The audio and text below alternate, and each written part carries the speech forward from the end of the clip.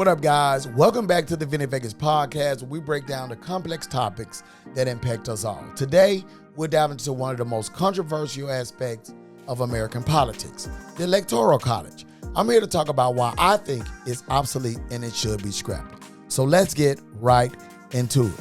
But before we do that, let's break it down for those who might not know. The Electoral College was created in 1787 as a way to elect the president.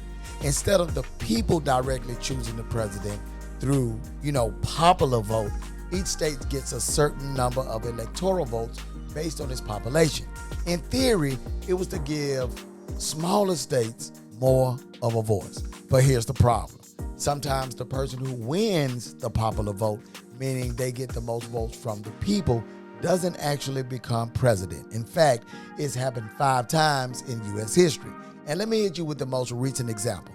In 2016, Hillary Clinton won the popular vote by nearly 3 million votes, but Donald Trump won the Electoral College and became president. This isn't just a fluke. It's a sign that the system is terribly broken. Now, the key issue here is simple. The Electoral College does not always reflect the will of the people. In 2000, we saw the same thing with George W. Bush and Al Gore. Al Gore won the popular vote, but after a legal battle, Bush was declared the winner due to the Electoral College. This disconnect makes people feel like their vote doesn't matter.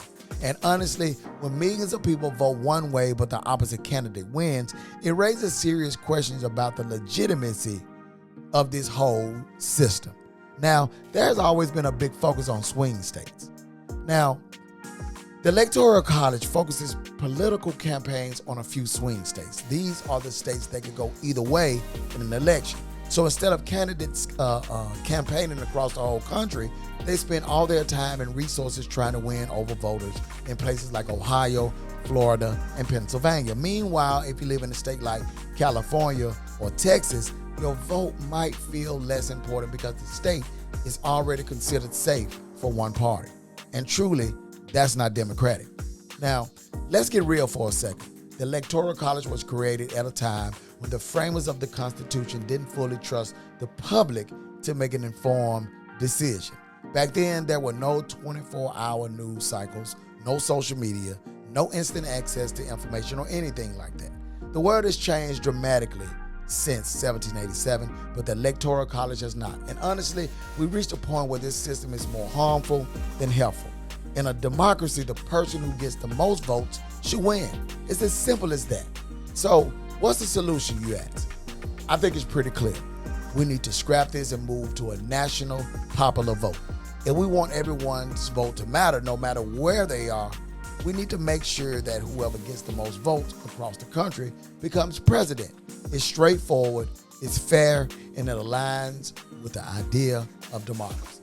Now, I know this is a heated debate, but the facts speak for themselves. The Electoral College is outdated, and it's time for us to rethink how we elect our leaders. If you agree, or even if you don't, hit me up on social media and let's keep the conversation going. And remember, you can subscribe to the Vinny Vegas podcast on all social media platforms so you never miss an episode. Don't forget to follow us, like, and share. Until next time, stay informed, stay engaged, and stay limited.